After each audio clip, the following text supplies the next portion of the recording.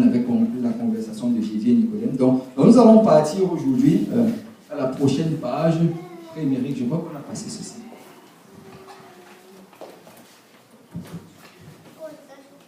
Oui, je crois qu'on a passé ça, donc c'est le prochain. On n'a pas parlé de Jésus. On n'a pas parlé de Nicodème? Non. Ok, on va parler de Nicodème aujourd'hui. On va aller dans nos livres, dans le livre de Jean. Jean chapitre 3. Je suis en train de me mélanger avec une autre étude biblique que je donne. Donc, ici, on n'a pas parlé de Nicodème. Jean chapitre 3. Et ça, c'est un passage très intéressant dans la parole de Dieu. C'est un passage où il y a beaucoup de révélations. Et c'est quelque chose par lequel il ne faut pas passer à côté. Et il faut pouvoir saisir vraiment ce qui se produit ici. Amen. Donc, nous allons aller dans Jean chapitre 3 à partir du verset 1. Et si quelqu'un peut lire Jean chapitre 3, verset 1.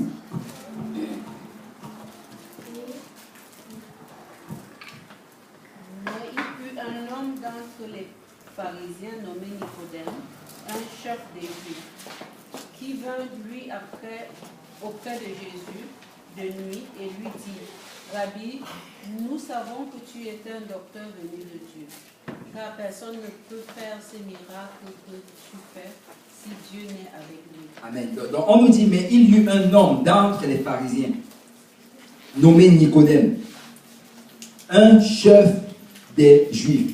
Vous savez, du temps de Jésus, quand Jésus enseignait, on sait que les pharisiens persécutaient Jésus.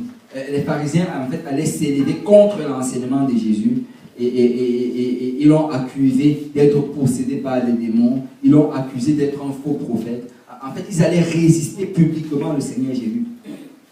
Mais ici, on nous parle d'un homme en particulier, son nom c'était Nicodème. Et ce n'était pas n'importe quel pharisien, mais c'était un des chefs. Vous savez, dans le Sanhédrin, il y avait 70 membres du Sanhédrin.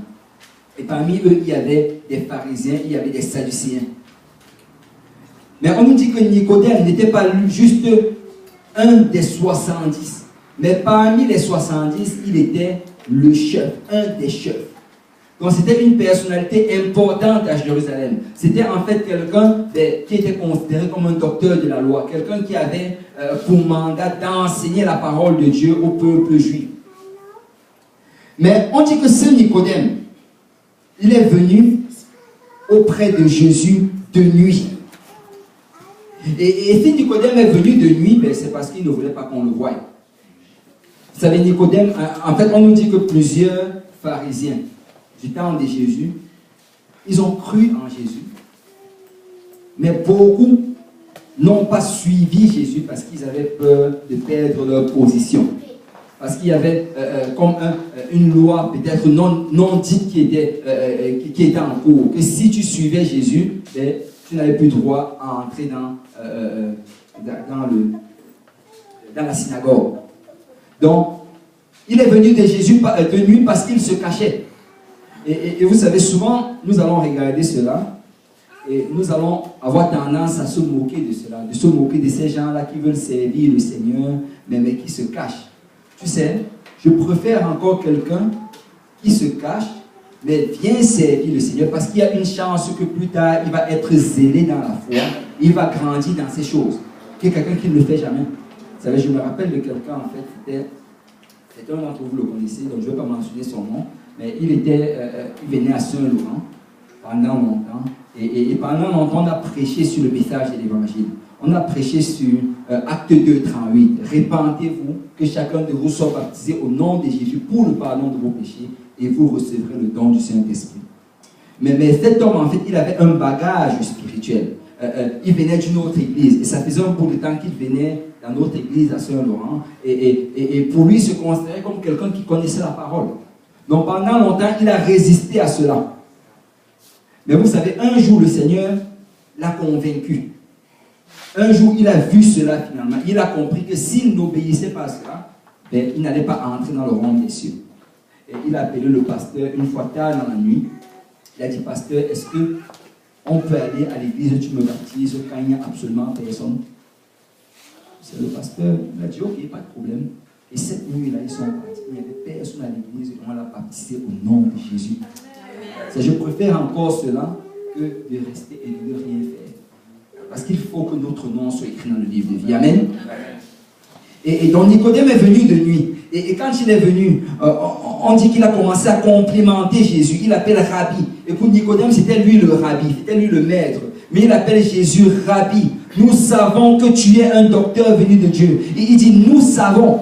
Donc moi et les autres pharisiens, nous savons que tu es un docteur et que tu viens de Dieu. Car personne ne peut faire ces miracles que tu fais si Dieu n'est avec lui. Donc il a complimenté Jésus. Mais tu sais, quand on te complimente, qu'est-ce que tu dis d'habitude? Merci. Mais Jésus n'a pas dit merci. Si quelqu'un peut lire le verset 3. Jésus lui répondit, en vérité, je te le dis, si un homme ne naît de nouveau, il ne peut voir le royaume de Dieu.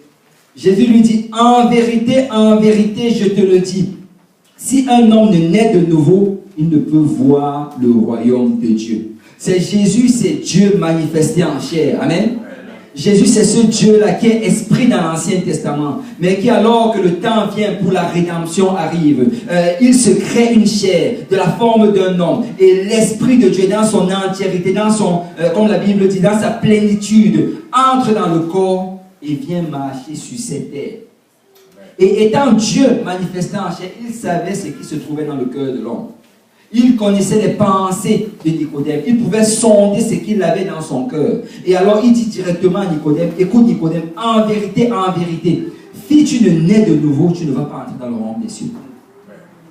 Parce que Nicodème n'était pas venu complémenter Jésus.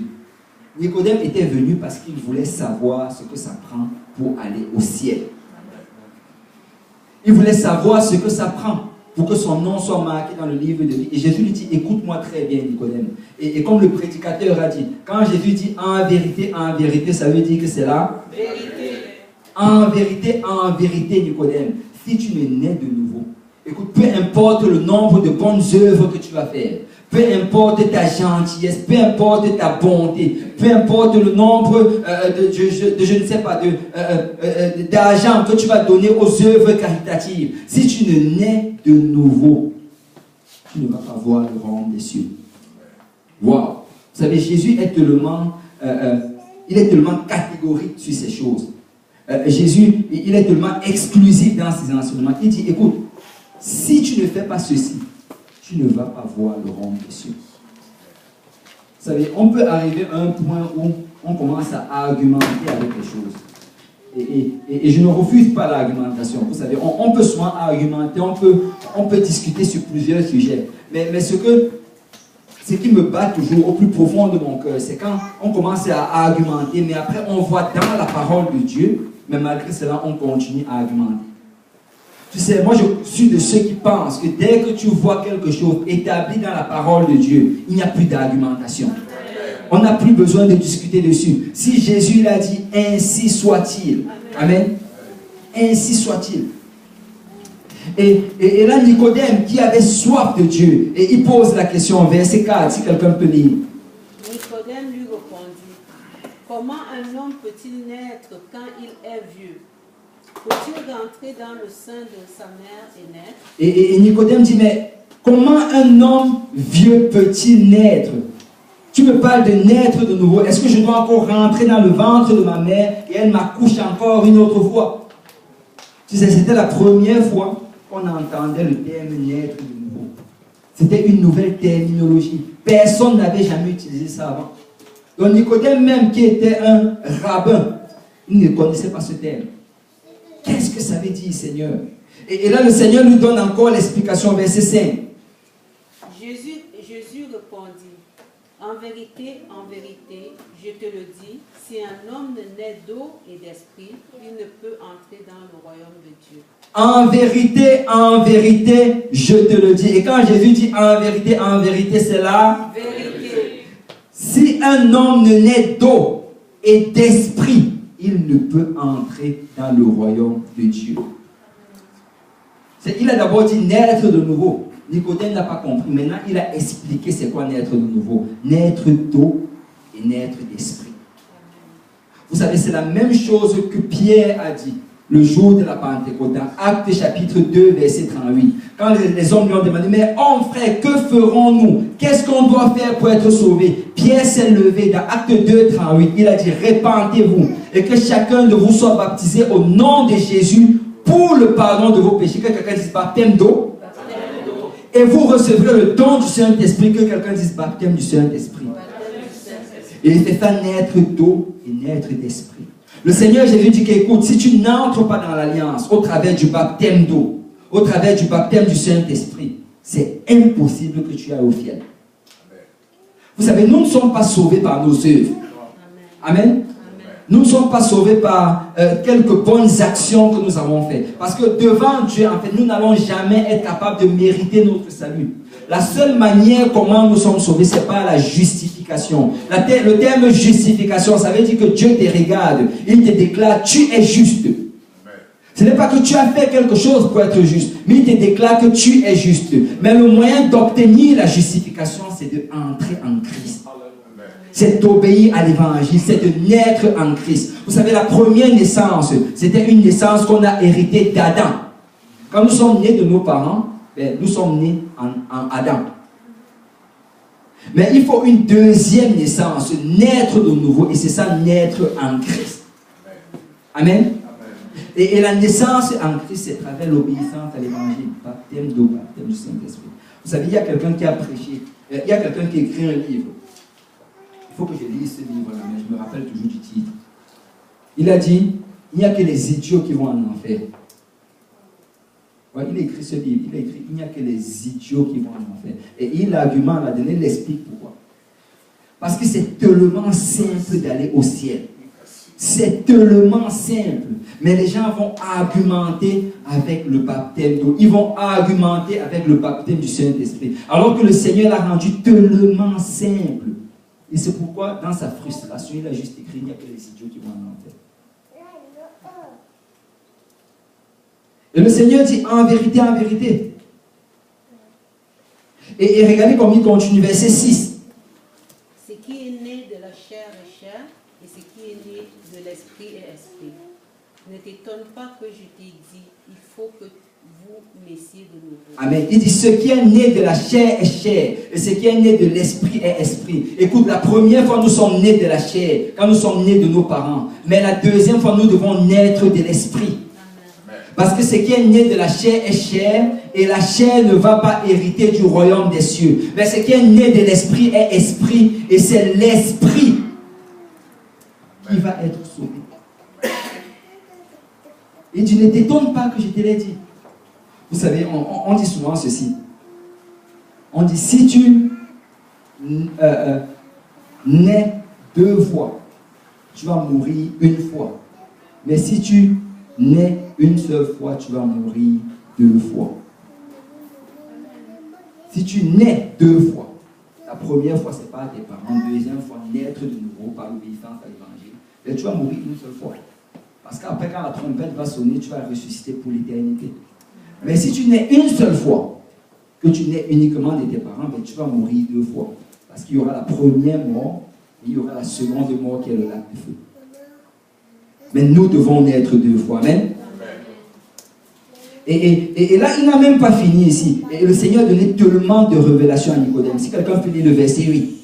Le vent souffle où il veut, et tu en entends le bruit, mais tu ne sais d'où il vient, ni où il va. Il en est ainsi de tout homme qui est né de l'Esprit. Il en est ainsi de tout homme qui est né de l'Esprit. Le Seigneur est en train de donner une explication ici. Il était en train d'expliquer des choses à Nicodème. Nicodème était dû à comprendre cela. Vous savez, peu importe combien d'années de théologie tu as fait, si tu n'as pas le Saint-Esprit, il y a des choses que tu ne vas juste pas comprendre. Peu importe le nombre de doctorats que tu as, doctorat en théologie, doctorat honorifique. Je ne sais même pas c'est quoi les doctorats honorifiques. Doctorat dans tout genre de choses. Si tu n'as pas le Saint-Esprit, ben, il y a des choses que tu ne vas juste pas saisir. Nicodème ne saisissait pas cela. C'est aujourd'hui, on va le dire à un petit enfant, émérite, il va comprendre cela. Mais Nicodème ne pouvait pas le comprendre. Il n'avait pas le Saint-Esprit. Et le Seigneur a dû lui expliquer à cela comme un petit enfant de 4 ans. Il nous dit, le vent souffle où il veut et tu en entends le bruit, mais tu ne sais d'où il va ni d'où il vient. Il en est ainsi de tout homme qui est né de l'esprit. En fait, il explique ici que quand tu vas naître de l'esprit, Nicodème, voici comment quelqu'un naît de l'esprit. Vous savez, beaucoup aujourd'hui, j'en ai déjà parlé, quand on demande, est-ce que tu as déjà reçu le Saint-Esprit? La personne dit, oui, je l'ai reçu. Ok, quand est-ce que tu l'as reçu? Je ne sais pas, mais je l'ai reçu. Non, non, non. Vous savez, les apôtres, en fait, eux, ils enseignaient que tu allais savoir quand tu l'as reçu. Tu devais savoir. C'est quand Paul rencontre ces gens-là, les disciples de Jean-Baptiste. Avez-vous reçu le Saint-Esprit quand vous avez cru? Et eux, ils étaient honnêtes. Mais on ne sait même pas de quoi tu parles, Paul. Ils étaient honnêtes. Mais très souvent, est-ce que tu as reçu le Saint-Esprit? Oui. Quand? J'ai reçu. Mais le Seigneur explique ici que voilà comment tu vas le recevoir, voilà comment tu vas savoir que tu l'as reçu. Le vent, parce que le vent d'habitude c'est symbolique du Saint-Esprit dans la Bible, le vent souffle où il veut. Et tu en entends, que quelqu'un dise entend. Tu en entends le bruit, mais tu ne sais d'où il vient ni où il va. Il en est ainsi de tout homme qui est né de l'Esprit. En fait, quand tu reçois le Saint-Esprit, ce vent va venir sur toi. Tu ne vas pas savoir d'où ça vient, d'où ça va, mais une chose est sûre, tu vas entendre un bruit. Amen. Tu vas entendre un bruit. Parce que quand tu regardes dans le livre des Actes, chaque fois que quelqu'un recevait le Saint-Esprit, on voulait l'entendre parler en d'autres langues. Vous savez, l'évidence du Saint-Esprit, ce n'est pas quand quelqu'un tremble. L'évidence du Saint-Esprit, ce n'est pas quand quelqu'un saute. L'évidence du Saint-Esprit, ce n'est pas quand quelqu'un commence à crier de toutes ses forces. Non, l'évidence du Saint-Esprit, c'est quand quelqu'un parle en d'autres langues. Parce que le vent souffle où il veut. Tu ne sais d'où il vient ni où il va, mais tu vas entendre le bruit. Amen. Et le Seigneur a établi ce principe, il a expliqué à Nicodème. Et quand tu regardes dans le livre, vous savez, allons rapidement dans le livre des Actes. Actes chapitre 2. En fait, je vais juste vous faire voir quelque chose ici. Je ne vais pas, on ne va pas tout le lire parce que ça prendrait beaucoup de temps. La Bible nous dit, dans Actes chapitre 2, si quelqu'un peut lire verset 1 à 4 rapidement. Le jour de la Pentecôte, ils étaient tous ensemble dans un même lieu. Tout à coup, il vient du ciel un bruit comme celui d'un vent impétueux. Oh, un vent. Continue. Et il remplit toute la maison où ils étaient assis. Des langues semblables à des langues de feu leur apparurent séparément les uns des autres et se posaient sur chacun d'eux. Ils furent tous remplis du Saint-Esprit et se mirent à parler en d'autres langues selon que l'Esprit leur donnait de s'exprimer. Amen. Et on nous dit ici que le vent est venu et là, le Saint-Esprit, et ils furent tous remplis du Saint-Esprit et ils se mirent à parler en d'autres langues. Ça, c'est le parler en langue. Et regardez ceci. On ne nous dit pas la suite, bon, on va sauter cela, mais on dit qu'il y avait des gens qui étaient à Jérusalem, ils étaient venus pour fêter la Pentecôte, mais quand ils ont vu cela, ils étaient choqués. Certains se moquaient d'eux, d'autres se posaient la question, qu'est-ce que cela signifie? Mais là, Pierre se lève et il commence à parler, verset 14. Alors Pierre se présenta avec les 11 et leva la voix et leur parla en ces termes. Hommes juifs, et vous tous qui séjournez à Jérusalem, sachez ceci et prêtez l'oreille à mes paroles. Ces gens ne sont pas ivres comme vous le supposez, car c'est la troisième heure du jour. C'est ici ce qui est dit par le prophète Joël. Ce que vous voyez là, c'est ce que Joël le prophète avait dit. Vous les voyez parler en d'autres langues, c'est ce que Joël le prophète avait dit. C'est l'accomplissement de la prophétie. Et qu'est-ce qu'il dit? Qu'est-ce que Joël avait dit? Verset 17. Dans les derniers jours, dit Dieu, je reprendrai de mon esprit sur toute chair. Dans les derniers jours, dit Dieu, je rependrai de mon esprit. Vous les voyez parler en d'autres langues. Laissez-moi vous dire que c'est comment le Seigneur est en train de rependre son esprit sur toute chair. Tu peux continuer? Vos fils et vos filles prophétiseront, vos jeunes gens auront des visions et vos vieillards auront des songes. Oui, sur mes serviteurs et sur mes servantes, dans ces jours-là, je répandrai de mon esprit et ils prophétiseront. Je ferai paraître des prodiges en haut dans le ciel et des miracles en bas sur la terre, du sang, du feu et une vapeur de fumée. Le soleil se changera en ténèbres et la lune en sang, avant l'arrivée du jour du Seigneur, de ce jour grand et glorieux. Amen. Et là, je veux juste que tu sautes. C'est ça, ouais. Si tu vas aller directement au verset 33.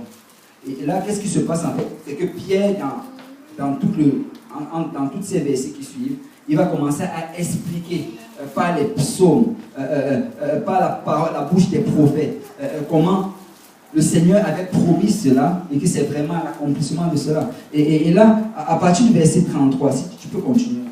Élevé par la droite de Dieu, il a reçu du Père le Saint-Esprit qui avait été promis.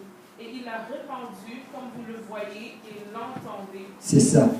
Il a répandu le Saint-Esprit comme vous le voyez et l'entendez. Parce que tu vas entendre. En fait, tu vas voir quelqu'un parler en d'autres langues et tu vas l'entendre parler en d'autres langues. Vous savez, les apôtres, c'est ça qu'ils regardaient pour savoir si quelqu'un a reçu le Saint-Esprit. Amen. Et la Bible nous dit que Jésus-Christ est le même hier, aujourd'hui et éternellement. Il n'y a pas un autre évangile qui a été prêché, c'est le même évangile. Alors, de la même manière que la première église recevait le Saint-Esprit avec l'évidence de parler en d'autres langues, de la même manière encore, l'église aujourd'hui reçoit le Saint-Esprit avec l'évidence de parler en d'autres langues. Amen. Et c'est ça l'évidence du Saint-Esprit.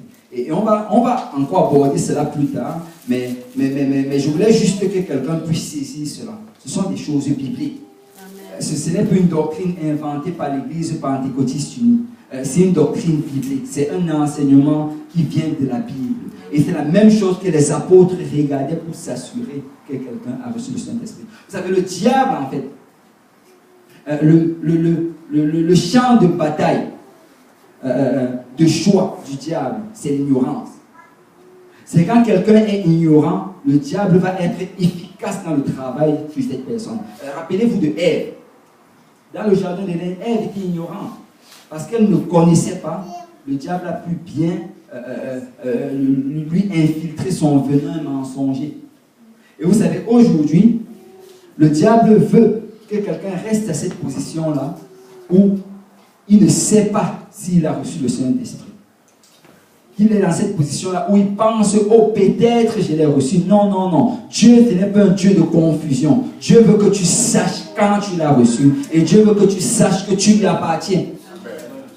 Et ne restons jamais dans cette position d'incertitude. Parce que la Bible nous dit que le peuple de Dieu périt parce qu'il manque la connaissance. Quand nous ne connaissons pas notre identité, quand nous ne connaissons pas notre position dans le Seigneur, nous sommes vraiment exposés à ce que le diable fasse ce qu'il veut faire. Amen. Et on va continuer notre étude biblique. On va revenir sur le sujet de l'étude du Saint-Esprit, alors qu'on va s'avancer dans les leçons. Mais on va aller à la prochaine acétate. Et on va en même temps, pendant que le frère Émeric va à la prochaine acétate, on va aller dans Matthieu chapitre 13.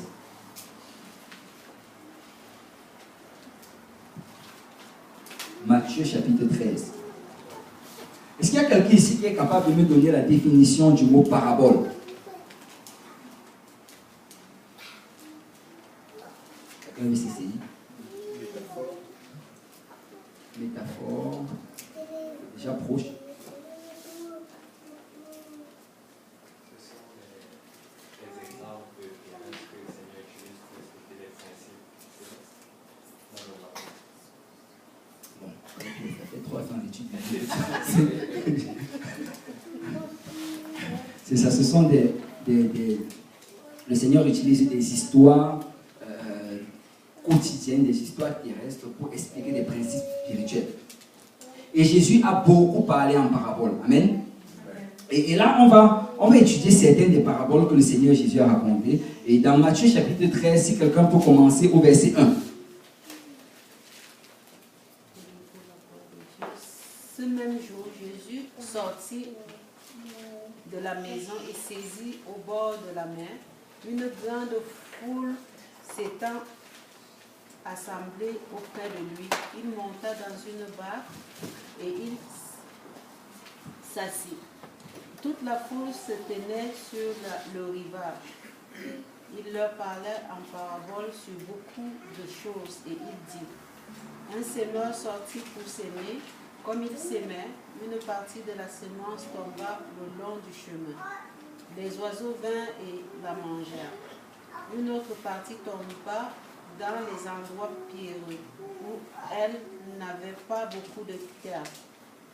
Elle leva aussitôt, parce qu'elle ne trouva pas un sol profond, mais quand le soleil parut, elle fut brûlée et sécha, faute de racines.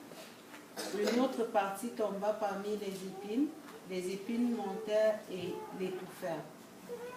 Une autre partie tomba dans la bonne terre, elle donna du fruit un grain 100, un autre 60, un autre 30. Que celui qui a des oreilles pour entendre, entende. Amen. Donc le Seigneur Jésus, il enseigne sur cette parabole et on l'appelle couramment la parabole du semeur. Et il dit qu'un semeur sortit pour semer. Et vous savez, pour les Juifs, c'était facile en fait de saisir certaines de ces choses parce que la plupart c'était des cultivateurs. Il allait souvent parler sur la semence, il allait souvent parler sur la moisson, il allait parler sur les brebis, le berger, parce que c'était des choses courantes. Le Seigneur allait parler à leur niveau. Amen. Et donc, on va essayer de décortiquer cela un peu pour notre temps. Amen. Est-ce qu'il y a des cultivateurs parmi nous? Voilà, on a quelqu'un d'autre. Je crois que le frère Paul il peut comprendre ceci un peu plus que nous. Et je sais, pardon? On va le passer. C'est juste un, si tu es à l'Auchan, juste un jour. Tu n'as pas beaucoup appris à lui. C'est ça. Je me rappelle un frère encore qui est à l'Auchan, juste un jour.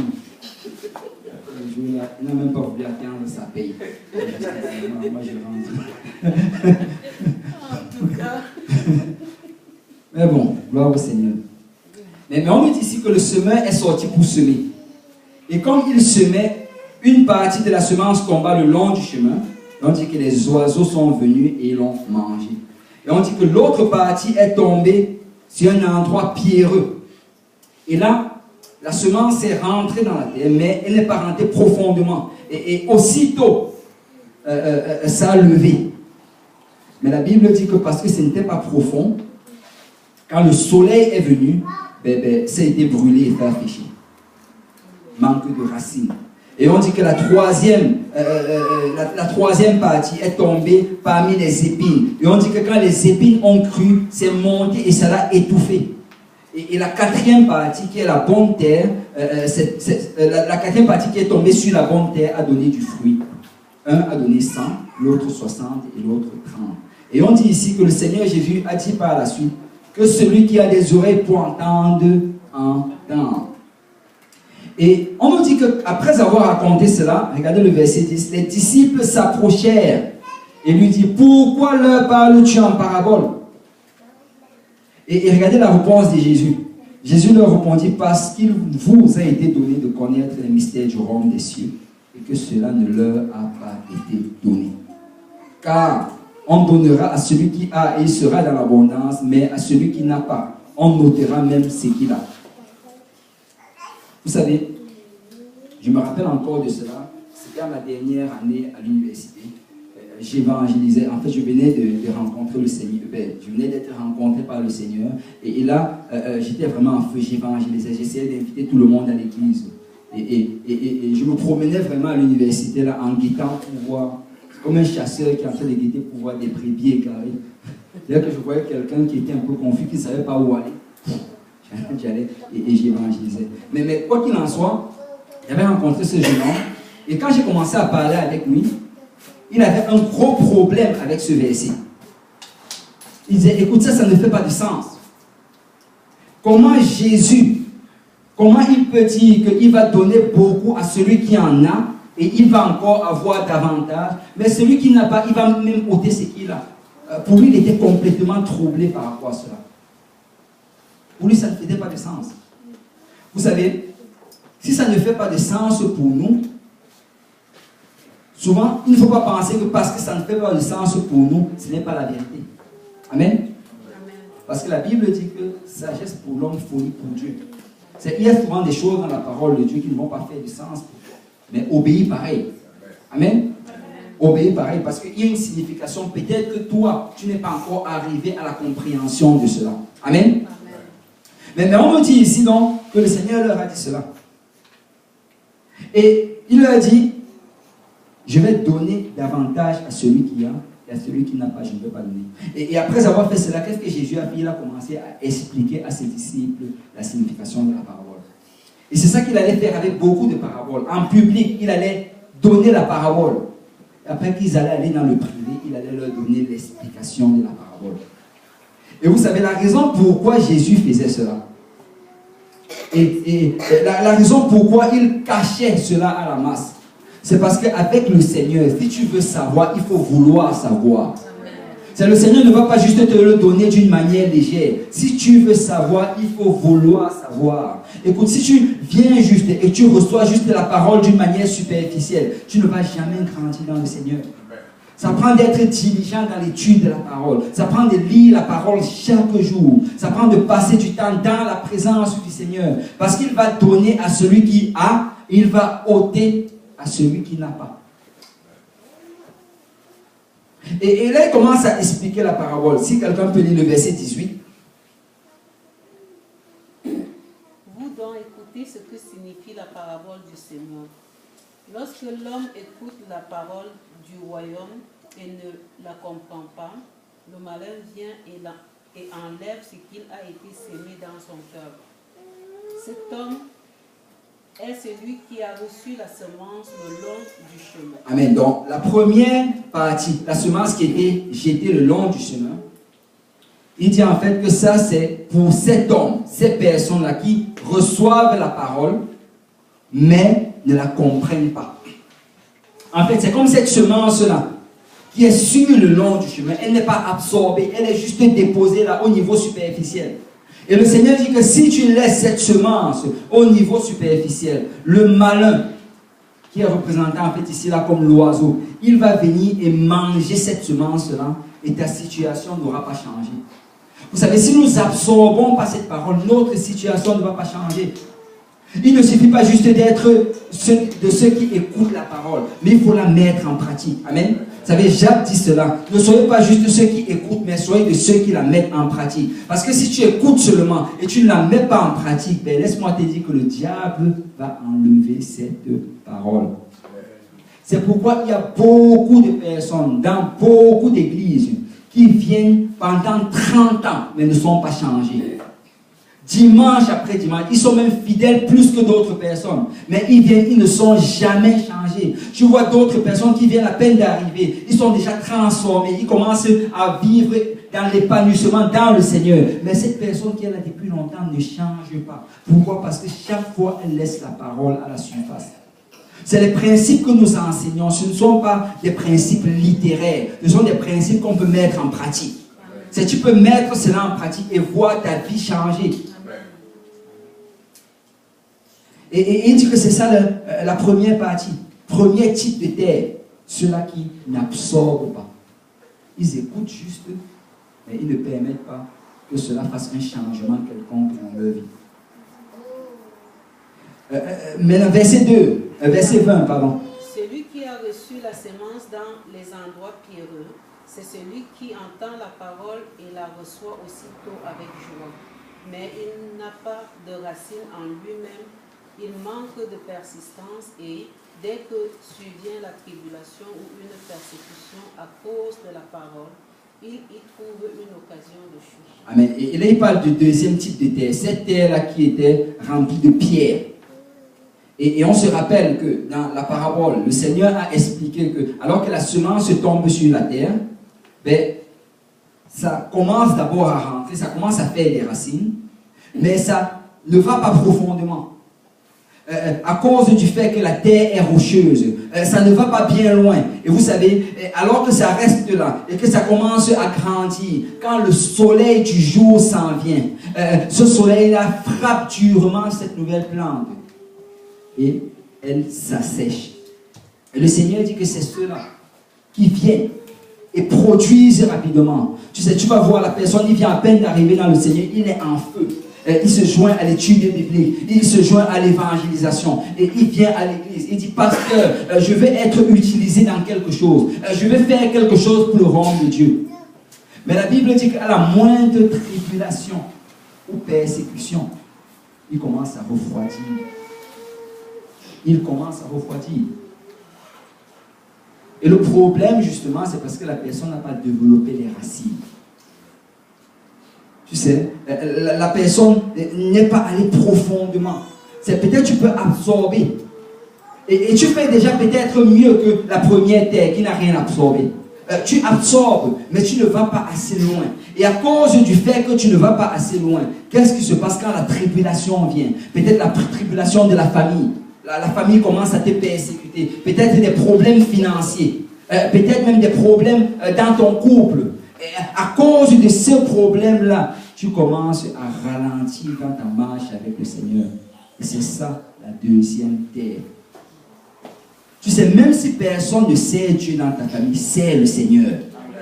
Même si ton époux ou ton épouse ne sait pas Dieu, c'est le Seigneur. Parce que qui sait, la Bible dit que certains époux ou bien épouses ont été sauvés à cause de la fidélité de l'autre. C'est le Seigneur. Ne laisse aucune tribulation t'éloigner de Dieu. Ne laisse pas l'argent t'éloigner du Seigneur. Ne laisse pas les problèmes à ton travail t'éloigner du Seigneur. Écoute, nous devons développer des racines dans le Seigneur. Nous devons rentrer profondément dans cette parole. C'est si tu étudies cette parole, si tu la lis chaque jour, tu passes du temps dans la présence du Seigneur, tu vas développer des racines. Et je ne sais pas où j'en avais parlé, mais je crois que le frère Paul doit sûrement savoir cela. Mais les arbres que vous voyez là dehors, oui, on voit cet arbre-là, peut-être on le voit, je ne sais pas. Supposons que cet arbre a, disons, 20 pieds. On voit un arbre de 20 pieds de haut. Est-ce que vous savez que les racines de ces arbres peuvent souvent atteindre même le double de la longueur de cet arbre? Vous savez, on est juste devant l'arbre, on ne voit pas ce qu'il y a sous la terre. Mais sous la terre, il y a de profondes et de longues racines. Et ça s'étend sur une grande superficie. Vous savez, si l'arbre peut rester tel qu'il est, c'est parce qu'il a des racines profondes. Et le plus les racines sont profondes, le plus l'arbre va tenir.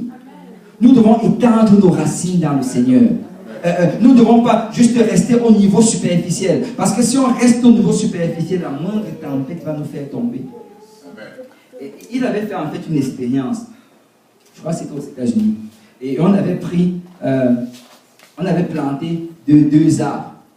Il y avait un arbre qu'on avait planté dans un endroit un peu comme une plaine qui était vraiment exposé au vent.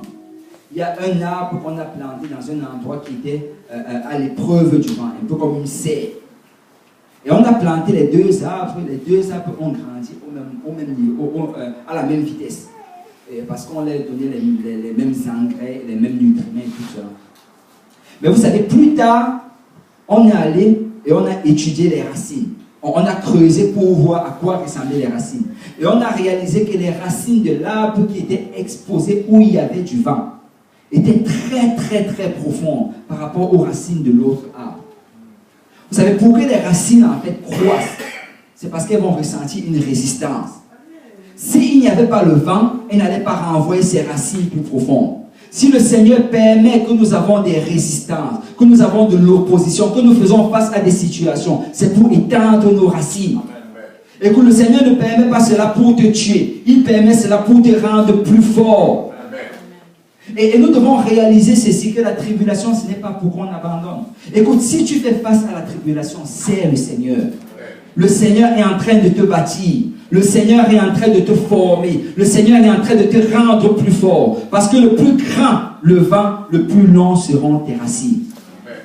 Amen. Et je ne sais pas à qui je suis en train de le dire, ou bien qui traverse une tribulation quelconque, mais laisse-moi te dire que c'est le Seigneur qui est en train d'agir au travers de toi. La Bible dit qu'aucune tentation ne nous est survenue qui est au-delà de nos forces. Dieu ne va pas permettre que tu sois tenté au-delà de ce que tu peux supporter.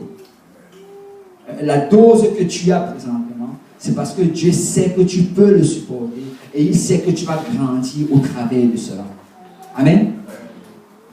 Et ça, c'est le deuxième type de terre, celle-là qui abandonne à la tribulation. Et verset 22. Celui qui a reçu la semence parmi les épines, c'est celui qui entend la parole, mais en qui les soucis du siècle et la séduction des richesses étouffent cette parole et la rendent infructueuse. Amen. Et ici, en fait, ça c'était le troisième type de terre, cette semence qui est tombée au milieu des épines. Bon, ce qu'on peut déjà réaliser ici, c'est que la terre était fertile. Parce que si les épines ont pu pousser, ça veut dire que la terre était fertile. Et la terre était fertile. La terre avait un grand potentiel. Et quand la semence est tombée, la semence était déjà en train de rentrer. Mais qu'est-ce qui s'est passé? C'est que cette terre était remplie d'épines. Et l'épine a commencé à grandir et a commencé à couvrir cette terre. Je ne sais pas, moi j'ai travaillé sur mon gazon l'été dernier et j'ai découvert quelque chose avec le gazon. C'est que les mauvaises herbes n'ont pas besoin de beaucoup d'entretien. Et si tu veux avoir un bon gazon, ça prend du travail. Ça prend de tourner la terre, de donner de l'engrais. Ça prend un travail continuel. Ça prend souvent de faire l'aération. Il y a un gros travail qu'il faut faire. Mais tu sais quoi, tu laisses comme cela une année sans rien faire. Les mauvaises herbes reviennent. Pas besoin d'aide. Et nous devons réaliser que si nous voulons produire du bon fruit, ça prend du travail. Parce que si tu n'entretiens pas ton jardin, tu auras des mauvaises herbes. C'est pourquoi beaucoup qui pensent que oh, je peux juste rester tel que je suis et je vais être bien. Écoute, tu es dans l'erreur. Parce que si tu restes tel que tu es, naturellement, tu vas produire des mauvaises herbes. Si tu veux produire du bon fruit, si tu veux produire quelque chose d'agréable, ça prend du travail. Ça prend du travail. Et on nous dit ici que cet homme, il ne travaillait pas sur cela. Et qu'est-ce qui s'est passé? Les épines ont couvert cette semence-là et l'a rendue infructueuse. Elle ne pouvait pas produire. Et on te dit ici que c'est ceux-là qui, ils entendent la parole, mais les soucis du siècle et les séductions des richesses étouffent cette parole. Vous savez, il y a plusieurs personnes, ils viennent dans la maison de Dieu, ils aiment la parole de Dieu. Mais tu sais, ils sont toujours en train de se soucier de beaucoup de choses. Ils se soucient de l'argent. Ils se soucient de leur bien matériel. Ils se soucient du travail. Il y a tellement de choses dont les personnes se soucient. Vous savez, le Seigneur Jésus a parlé des soucis. Et nous sommes une génération qui n'arrêtons pas de nous soucier des choses. Il y a des gens ici qui ne peuvent pas passer une heure, j'allais dire une journée, même une heure sans se soucier. Mais si cela arrivait, mais si une météorite tombait sur ma maison aujourd'hui, mais si j'attrapais le cancer, mais si je passais là-bas en route et la bombe atomique, il y a toujours les et si et les et si. Pourquoi ne jamais penser que les bonnes choses vont arriver? Pourquoi ne jamais penser, oh je vais me promener, je vais être béni par quelqu'un? Un homme riche va me voir, il va me donner $100. Pourquoi ne pas penser cela? Pourquoi toujours penser, oh je vais perdre l'argent? C'est étrange. C'est étrange. Et regardez alors rapidement dans Matthieu chapitre 5.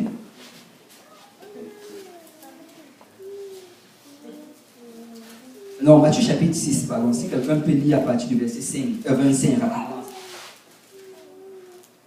C'est pourquoi je vous dis, ne vous inquiétez pas pour votre vie de ce que vous mangez, ni pour votre corps de quoi vous serez vêtus.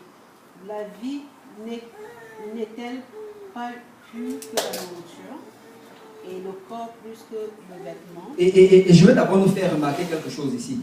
Si le Seigneur parle de la nourriture et du vêtement, c'était parce que c'était le besoin le plus trivial en ce temps-là. C'est un autre passage, quand Paul aussi parle de l'inquiétude, il dit, pour moi, je ne m'inquiète pas de toutes ces choses, je ne m'inquiète pas de l'argent. Il dit, la nourriture et le vêtement. Il ne dit pas les vêtements. La nourriture et le vêtement me suffisent. Donc si j'ai un seul vêtement, alléluia. Wow, même pas un seul, amen. À peine un. Ouf, que les sœurs disent amen. Amen. Ça c'était difficile. Il dit la nourriture et le vêtement me suffit. Et le Seigneur ici, il adresse cela. Et en passant, en ces temps-là, la plupart d'entre eux, là, ils avaient juste un seul vêtement. Certains en avaient, les plus riches en avaient deux. Mais aujourd'hui, bon, c'est toute une autre histoire.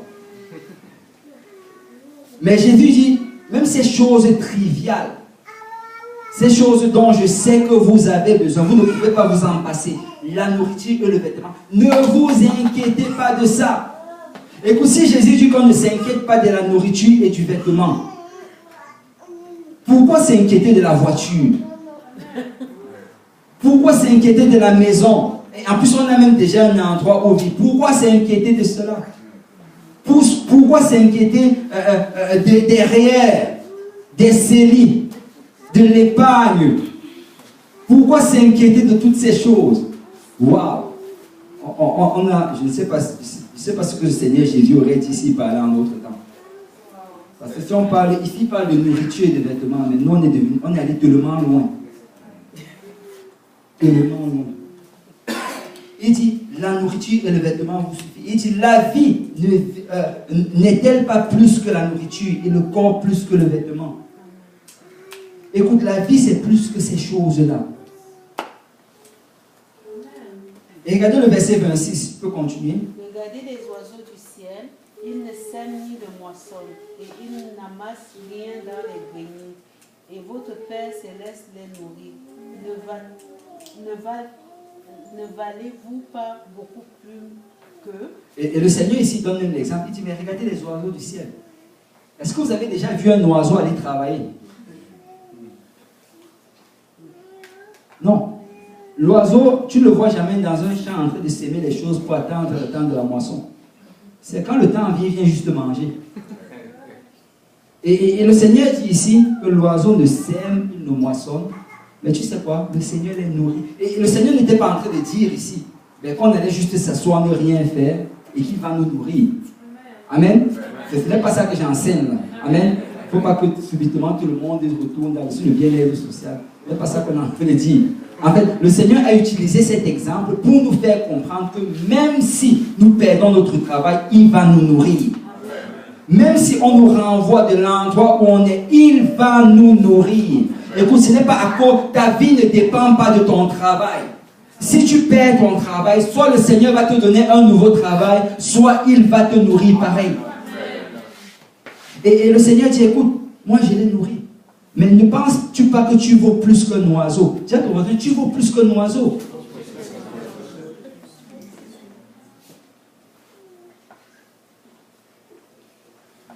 Et regardez le verset 27, si quelqu'un peut lire. Qui de vous, par ses inquiétudes, peut ajouter une coudée à la durée de sa vie? Il dit ici, qui de vous, par ses inquiétudes, peut ajouter une coudée? Une coudée, c'est une unité de mesure. C'est-à-dire, qui de vous peut ajouter du temps à sa durée de vie? Est-ce que vous avez déjà vu quelqu'un qui, je ne sais pas, qui était peut-être malade, et le médecin lui a dit, tu vas mourir dans 3 jours, et qu'il est devenu tellement inquiet qu'à cause de son inquiétude, il a pu ajouter le temps dans sa vie? Non, c'est plutôt le contraire. En fait, quand tu deviens tellement inquiet, tu raccourcis même encore plus tôt. Est-ce qu'il y a quelqu'un ici que peut-être il était malade? Il est devenu tellement inquiet par rapport à sa maladie qu'il a vite guéri? Non, ça grave. Est-ce qu'il y a quelqu'un qui a perdu son travail? Il est devenu tellement inquiet d'avoir perdu son travail que à la même heure, on l'a appelé au nouveau travail? Non. C'est pas comme ça que ça marche. Le Seigneur dit que l'inquiétude, en fait, ne sert de rien. Tu n'as pas besoin de t'inquiéter. Écoute, le Seigneur a donné, le Seigneur a repris. Béni soit le nom de l'Éternel. Il va encore donner. Parce que je sais que sa grâce se renouvelle chaque matin. Je sais qu'il en a encore assez pour me bénir. Alors je n'ai pas besoin de m'inquiéter. Il va me bénir parce qu'il est mon Père. Il est mon Père. Et le Seigneur dit, et pourquoi vous inquiétez-vous au sujet du vêtement?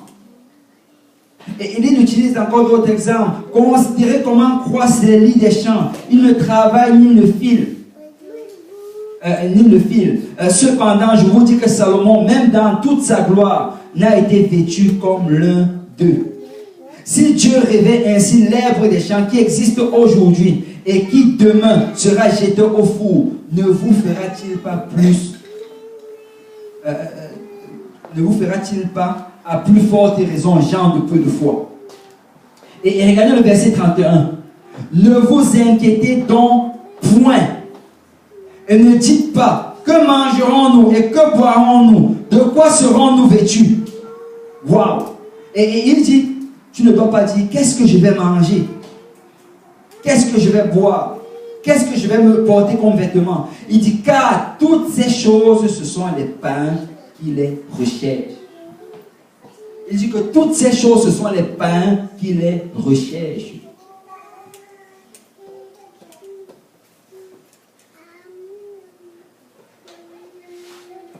Il dit, votre Père Céleste sait que vous en avez besoin. Dieu sait que tu en as besoin. Donc ça ne vaut pas. Il ne dit pas de ne pas travailler pour l'avoir. Ce qu'il dit, c'est de ne pas s'inquiéter pour cela. Ça veut dire que quand tu as fait ce que tu dois faire, si ça ne vient pas, ne t'inquiète pas. Parce que même si ça ne vient pas, Dieu va l'appeler à l'existence.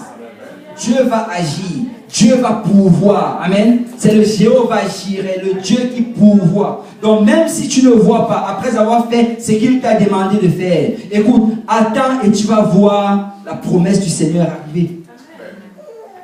Et voilà, il dit, voici par contre ce que vous devez chercher, verset 33. Cherchez premièrement le royaume et la justice de Dieu, et toutes ces choses vous seront données par-dessus.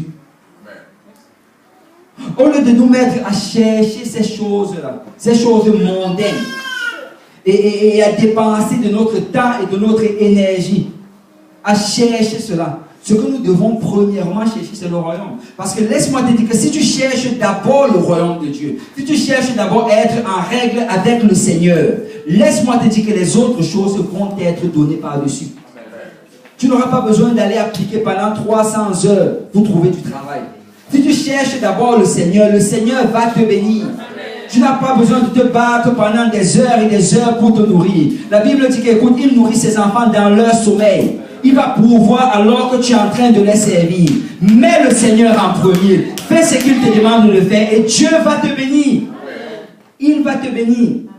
Il dit au verset 34, ne vous inquiétez donc pas du lendemain, car le lendemain aura soin de lui-même.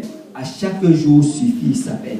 Vous savez, dans le Seigneur, en fait, aussi bien les choses spirituelles que les choses matérielles, aussi bien les bénédictions spirituelles que les bénédictions matérielles, le Seigneur deal avec ces choses-là d'une manière quotidienne. D'une manière quotidienne. J'ai lu un commentaire en fait biblique cette semaine et c'était vraiment extraordinaire. Et vous savez, quand la Bible dit que la grâce de l'Éternel se renouvelle chaque matin, vous savez, quand il parle de renouveler chaque matin, ce qu'il est en train de dire par là, c'est que tu ne peux pas mettre la grâce de l'Éternel en réserve pour un autre jour. Tu ne peux pas dire, ok, j'aurai telle situation dans tel nombre de jours, Seigneur, accumule ta grâce aujourd'hui, de telle manière que quand je vais arriver, je vais pouvoir l'utiliser. Non. En fait, ça va se renouveler chaque matin. C'est face à la situation que le Seigneur va te donner cette grâce. Et ce qu'il utilisait comme illustration, vous savez, la première église était persécutée. Et plusieurs d'entre eux, il y avait un livre, je crois que c'est Fox quelque chose, j'ai oublié son nom. Mais c'est le livre des martyrs de Fox. Ça, c'est en anglais, c'est Fox Martyrs. Et lui, vraiment, dans son livre, il relate le martyr qu'a subi les premiers apôtres, les 11 apôtres du Seigneur. Et après cela, il relate comment, année après année, les chrétiens subissaient le martyr. Et il montre comment il y a, vous savez, pendant ces temps-là, être chrétien aujourd'hui, c'est juste peut-être un peu de moquerie, ou bien un peu de persécution par la famille. Mais en ces temps-là, ben, on allait te prendre, on allait te tuer. On te jetait en prison, on te brûlait. Et il raconte qu'il y avait un homme qu'on avait arrêté et on allait le brûler le lendemain. Alors qu'il était dans sa chambre, il était paniqué par rapport à cela. Il s'est demandé, est-ce que je vais pouvoir subir cela? Est-ce que je vais pouvoir supporter cela? Parce que vous savez, très souvent, c'est que ces gens-là voulaient. C'est que quand ils se retrouvent sur le bûcher, qu'ils renient le Seigneur. Parce que si tu reniais le Seigneur, bon, on allait te laisser la vie. Donc il s'est demandé, est-ce que je vais pouvoir y arriver? Est-ce que je vais pouvoir accepter qu'on me brûle, mais en gardant ma foi? Mais tu sais, cette nuit-là, alors qu'il était dans sa salle de prison, il y avait une bougie devant lui. Et il s'est dit, Seigneur, je veux que tu me confirmes vraiment que je vais pouvoir supporter cela. Et il a pris sa main, il a approché à côté du feu. Il a mis, alors qu'il était en train de rapprocher sa main du feu, il a commencé à ressentir une forte chaleur. Il n'a pas pu supporter, il a vite enlevé sa main. Et le commentateur biblique dit que quand il a vu cela, il a juste dit, Seigneur, je vais te faire confiance. Et le lendemain, quand il est parti, alors qu'on était en train d'allumer le feu, et alors qu'on était en train de le brûler, tu sais, pendant que le feu était en train de brûler, il n'a pas renié le Seigneur. Il l'a tenu ferme. Il a gardé sa foi jusqu'à la fin. Parce que la grâce que le Seigneur avait en réserve pour lui, le Seigneur le lui a donné au moment dont il avait besoin. Le Seigneur n'avait pas besoin de lui donner ça la veille. Et je vais dire à quelqu'un aujourd'hui, peu importe ce qui s'en vient, le Seigneur a déjà une grâce qu'il va te donner en ce jour-là. Tu n'as pas besoin de ressentir cette grâce aujourd'hui. Le Seigneur va pourvoir à ton besoin au jour où le besoin va se présenter. Amen. Et il dit, à chaque jour suffit sa peine. C'est le Seigneur qui t'a donné la grâce pour aujourd'hui. Le Seigneur va encore te donner la grâce pour demain. Il va te donner la grâce pour après-demain.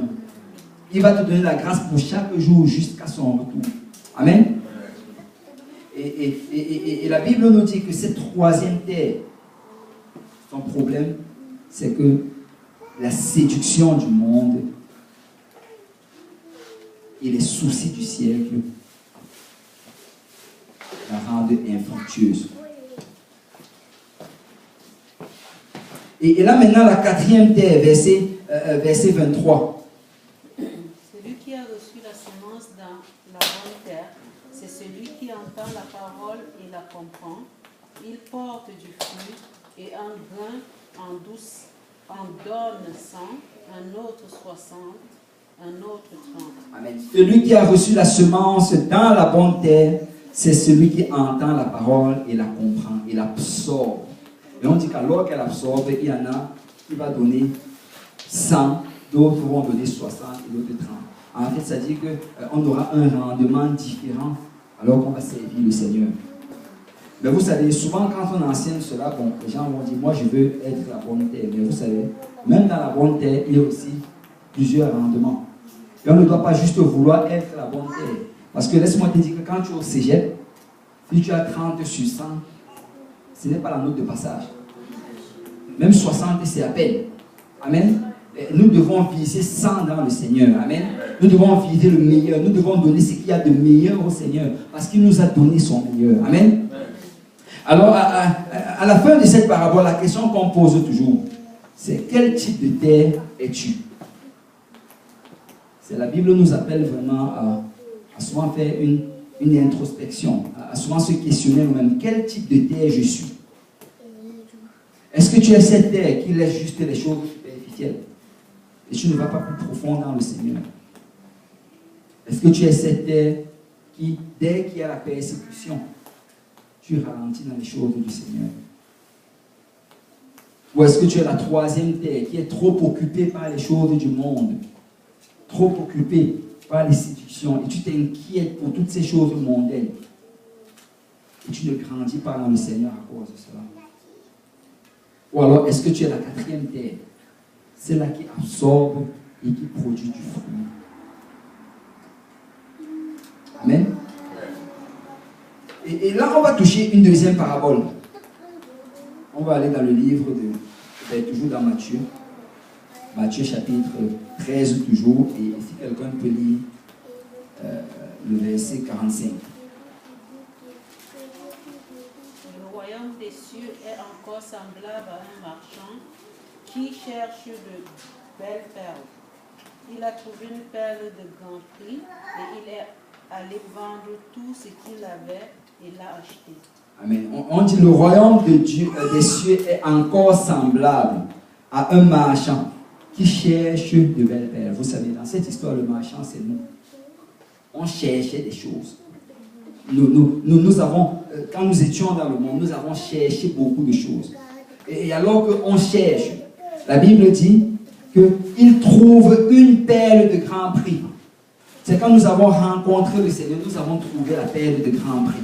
Nous avons trouvé quelque chose de valeur. Tu sais, ta relation avec le Seigneur, ça a plus de valeur que toute autre chose dans ta vie. Amen. Et on dit que dès qu'il trouve cette perle, il est allé vendre tout ce qu'il avait et l'a acheté. Il a vendu tout ce qu'il avait pour venir acheter cette perle. C'est pour grandir dans le Seigneur, ça prend des sacrifices. Écoute, pour trouver le Seigneur, ou bien pour que le Seigneur te trouve, toi tu n'as pas eu à faire un sacrifice. Il est mort à la croix pour toi. La Bible dit que nul ne vient au Fils si le Père ne l'attire. Si aujourd'hui tu es dans la maison du Seigneur, c'est parce que Dieu t'a attiré. C'est parce que Dieu t'a fait grâce. Mais tu sais, alors que tu trouves cette perle de grand prix, si tu veux que ça ait de l'effet dans ta vie, ben ça prend que tu l'achètes. Ça prend que tu vendes ce que tu as et que tu l'achètes. Vous savez, la place la plus triste d'être dans le Seigneur, c'est quand on est un pied dans l'église et un pied dans le monde. C'est la place la plus... c'est la place la plus décevante, en fait. Parce que quand tu as un pied dans l'église et un pied dans le monde, ben tu vas toujours t'attendre à ce que le Seigneur fasse certaines choses de toi. Mais parce que tu ne vas pas le voir arriver, de l'autre côté, tu seras attiré par les choses du monde et tu seras toujours au milieu de cela. Mais laisse-moi te dire que quand tu te trouves dans cette position, tu es dans la pire des positions possibles. Parce que là, vous vous rappelez dans le livre d'Apocalypse, le Seigneur dit que je préfère que tu sois soit très chaud, soit très froid. Mais si tu te trouves à la position tiède, je vais te vomir. Parce que Dieu ne peut rien faire avec quelqu'un qui est tiède. Vous savez, quelqu'un qui est tiède, en fait, quand on va lui parler de Dieu, il va te dire, mais moi je sais déjà. Il sait, tu ne lui apprends rien. Moi je sais, je viens à l'église tous les dimanches. Mais la personne vient, mais il n'est pas chaud pour le Seigneur. Il n'y a aucun zèle. Et il ne s'implique pas dans l'œuvre. Il n'est pas utilisé dans l'œuvre. Et ça, c'est une position très, très, très décevante. Et vous savez, nous ne devons jamais nous trouver dans cette position. Nous devons être zélés pour les choses de Dieu. Nous devons être toujours disponibles à ce que Dieu nous utilise. Nous mettre dans une position où on sait qu'on est en plein dans le Seigneur. Qu'il n'y ait pas d'ambiguïté dans notre vie. Et pour que ça arrive, ça prend de payer le prix. Ça prend de payer le prix. Le salut est gratuit. Mais vous savez, pour demeurer sauvé, ça coûte un prix. Ça coûte un prix. Alors la question de cette parabole, c'est qu'est-ce que tu es prêt à payer pour grandir dans le Seigneur? Et vous savez, le Seigneur va nous demander des choses différentes. Il y a certaines choses qu'il m'a demandé de sacrifier, qu'il ne t'a peut-être pas demandé. Il y a des choses qu'il t'a demandé, qu'il ne m'a pas demandé. Mais alors que nous entendons le Seigneur nous appeler, nous devons être volontiers de répondre. Parce que laisse-moi te dire que si tu déposes ce sacrifice sur l'autel du Seigneur, il va faire tomber son feu. Et il y a beaucoup qui sont froids dans le Seigneur parce qu'ils ne veulent pas déposer le sacrifice. Et le Seigneur ne va pas faire tomber un feu sur un autel vide. Si le feu va tomber, c'est parce qu'il faut que le sacrifice soit déposé.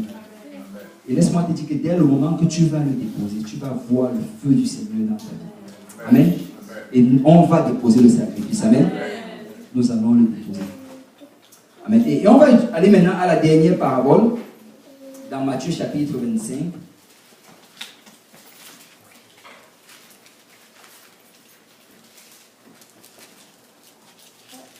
Matthieu chapitre 25. Et si quelqu'un peut lire à partir du verset 14. Parabole des talents.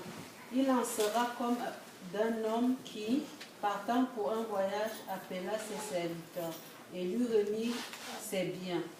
Il donna 5 talents à l'un, 2 à l'autre et 1 au troisième.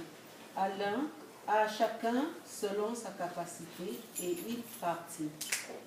Aussitôt, celui qui avait reçu les 5 talents s'en alla, les fit valoir et il gagna 5 autres talents. De même, celui qui avait reçu les 2 talents en gagna 2 autres. Celui qui n'en avait reçu qu'un alla faire un creux dans la terre et cacha l'argent de son maître. Amen. Et ici, le Seigneur dit qu'il en sera comme d'un homme qui partant pour un voyage. Et l'homme ici, c'est le Seigneur Jésus. Et on dit qu'il part pour un voyage, il appelle ses serviteurs, il remet ses biens à son serviteur. Vous savez, ce n'était pas les biens des serviteurs, mais c'était ses biens. Amen. Et on dit qu'il donna 5 à l'un, 2 à l'autre, 5 à l'un, 2 à l'autre et 1 au troisième. Et regardez la fin du verset 4. À chacun selon sa capacité.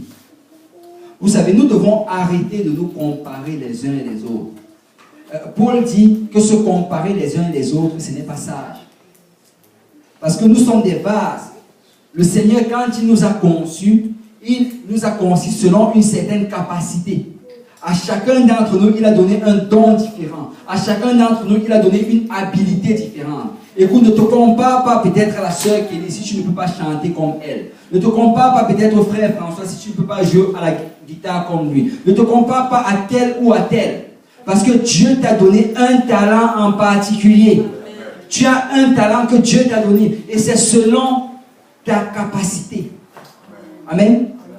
Selon ta capacité. Et notre devoir, ce n'est pas de se comparer les uns les autres. Mais notre devoir, c'est d'aller vers le Seigneur et demander, Seigneur, qu'est-ce que tu m'as donné comme talent? Afin que je le mette en application.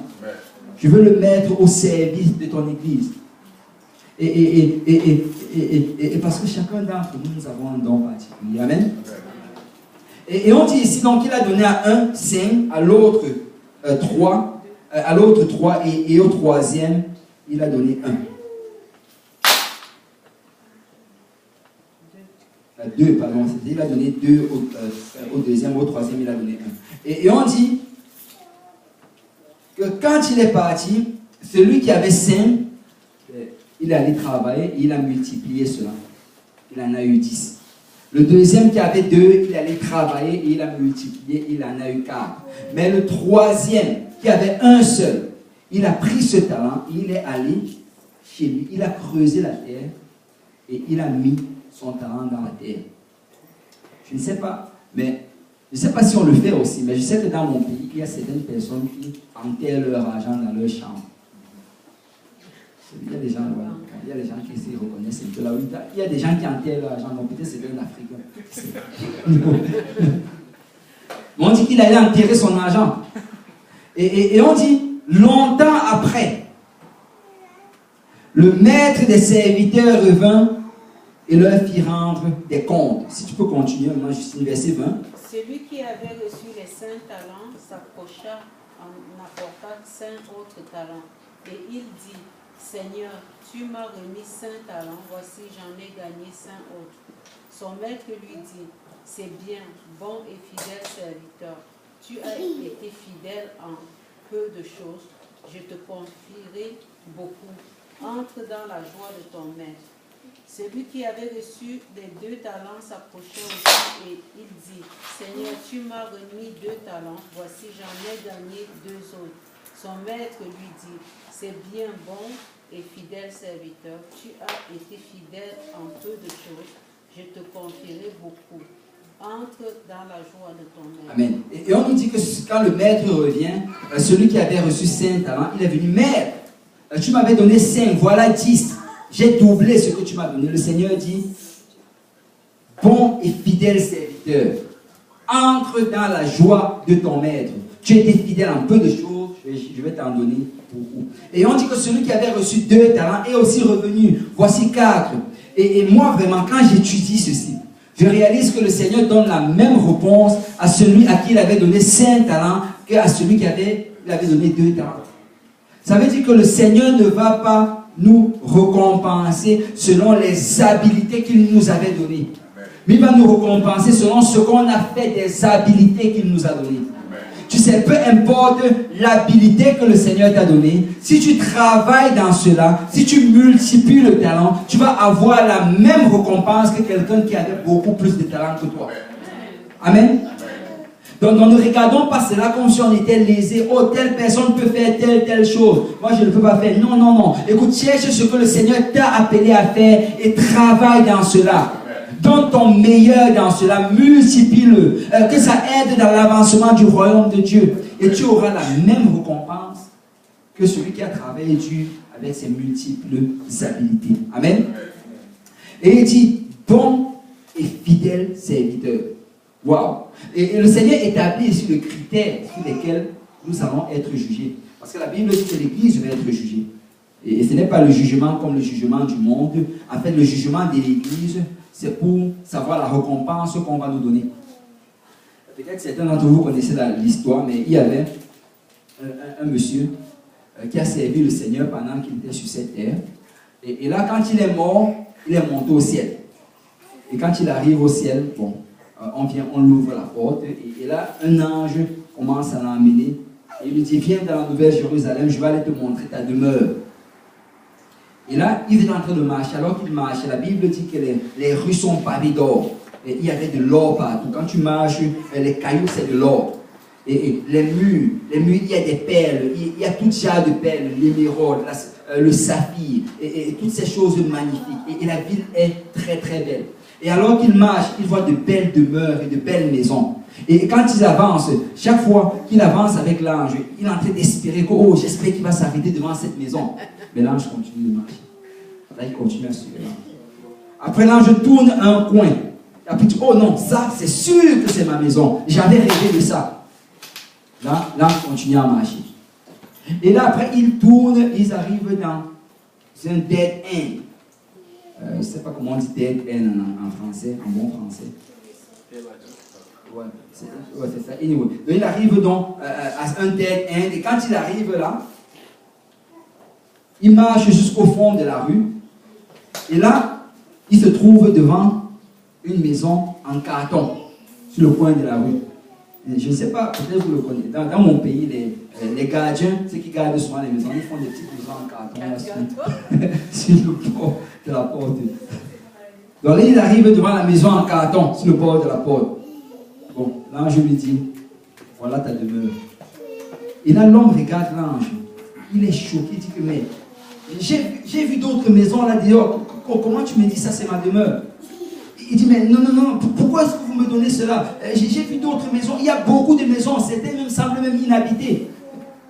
Et l'ange le regarde, il dit que, mais voilà ta demeure. Il dit, mais pourquoi est-ce que vous me donnez cela?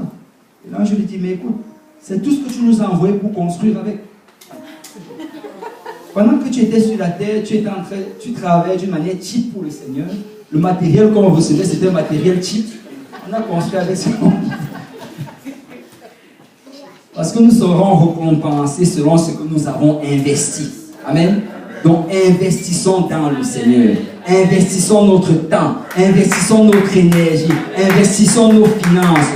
Investissons-nous nous-mêmes. Parce que notre récompense dépend de notre investissement. Et on nous dit ici que le Seigneur lui dit bon et fidèle serviteur. Bon et fidèle.